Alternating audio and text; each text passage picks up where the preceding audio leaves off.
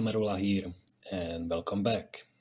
Today we will talk about legendary Thark Akvila, his family, and of course about Tharkan army. 1000 years before Godfrey's rebellion, there was a boy who lost himself in the forest during winter. Everybody thought he died by cold, starvation, or was eaten by wolves. But when he came back after winter, he was no longer a scared boy, but a man with ambitions beyond human nature. The first barbarian king who united all scattered tribes of Tharkans was Thark, so called Akvila. Under his rule he established prosperity for all kingdom, which has since become called Tharkvilia. Tharkans, surrounded on all fronts by enemies, fought for their survival and later wrote their name in the history as the greatest empire. And in these wild times came king who brought order with fire and steel, raised by great white eagle in the Eagle Mountain nest, as the legends tells. Under the cult of eagle marking the new era, Akvila united all Tharkan tribes, Almarians in the north, and later defeated Vultera. Living in this fragile peace cannot be held without army. So the first barbarian king mustered up warriors from different tribes, which he united to defend against all invaders.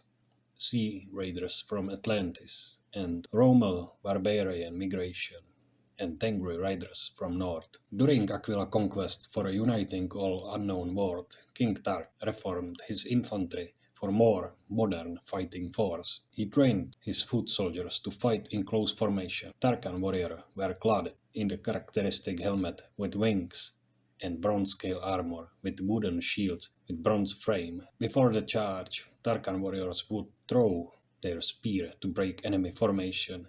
Then they would use war pickaxe or hammer to hook enemy shield and pierce their helmet. In close combat, Tharkan can rely on his broadsword known as falcata, designed for slashing. Leather boots and gloves keep him mobile and protected against lighter cuts. Tharkan infantry work as dangerous anvil, meanwhile heavy cavalry were crushing enemy flanks as hammer. Trampling of hundreds hooves is heard in the mists. Bronze armor clinks. Deep war chants echoes at the top of the hills. It sounds through dark green forest. Heavy riders of King Thark has arrived. It doesn't matter if there is a heavy infantry of Vultera or the brave warriors of the Almarian tribes are standing against them. No one can withstand onslaught of Tharkan heavy cavalry. This cavalry was elite force of Tharkan army. Their members were aristocrats who earned their place by hunting wild cats called irbis. When Tharkan young man hunt and kill his first irbis with spear, he put irbis belt on his horse as a mark of his bravery. From the beginning of ages, when people began to associate their leaders, personal companions of the most faithful men, this bodyguard tuning was called Tharkan Eagle Guard, and they were best armed elite squad that intervened in battles in the most critical times and places. Tharkans had many auxiliary regiments from surrounding tribes, such as Almarians, Reans, and Narians. On the slopes of the Eagle Mountain were living goat people, hunters dressed in the fur of mountain goats who hunt with their slings. Each man wears back with pebbles and 2 slings, one heavy and one light, for both short and long range. They wear slingshots as part of their modest attire instead of belts. Except mountain goats, they also hunt birds and fought local predators such as irbis, the mountain panther. It is forbidden to harm eagles since it's their sacred animal. Goat people serving in Tharkvilan army as skirmishers, but instead of gold they were paid in women's and wine.